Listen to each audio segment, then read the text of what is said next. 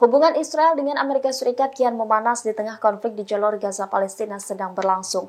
Pejabat senior Israel menuduh Amerika Serikat berniat menggulingkan Perdana Menteri Israel Benjamin Netanyahu.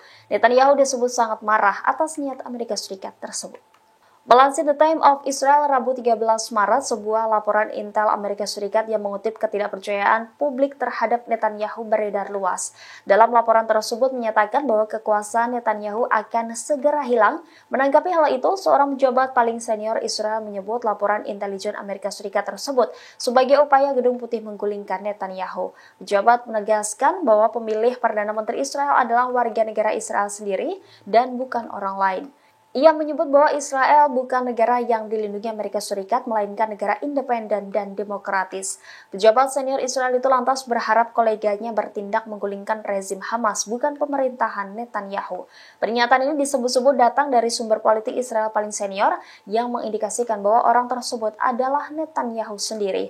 Dikatakan Netanyahu sangat marah dengan munculnya laporan intelijen Amerika Serikat tersebut. Disebut pula Netanyahu memutuskan untuk memulai konfrontasi yang kuat, terbuka, dan dramatis dengan Presiden Amerika Serikat Joe Biden.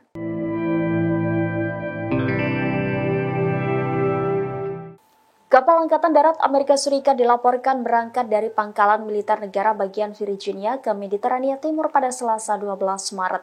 Kapal Amerika Serikat tersebut guna mendukung operasi bantuan kemanusiaan Gaza dan misi membangun dermaga sementara di jalur Gaza. Disebut ada 4 kapal yang diberangkatkan untuk melakukan misi tersebut.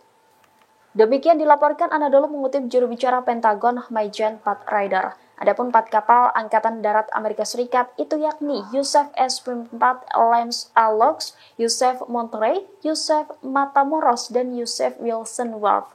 Keempat kapal itu berangkat membawa peralatan dan perbekalan yang diperlukan untuk mendukung misi tersebut. Setelah tiba, kapal-kapal dan awaknya akan membangun kemampuan dermaga roll-on atau roll-off untuk memudahkan penyaluran bantuan kemanusiaan dari kapal ke darat kepada rakyat Gaza. Juru bicara Pentagon berharap dermaga tersebut dapat beroperasi penuh dalam waktu kurang lebih 60 hari, sehingga mampu memfasilitasi pengiriman hingga 2 juta porsi makanan setiap harinya.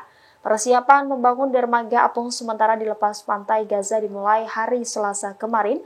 Para saksi membenarkan bahwa alat berat beroperasi di dekat kawasan Al-Baidar yang dikuasai pasukan Israel. Langkah tersebut diumumkan oleh Presiden Amerika Serikat Joe Biden dalam pidato kenegaraannya pekan lalu ketika Israel telah membatasi rute darat ke Gaza sehingga memperlambat aliran bantuan hingga sedikit.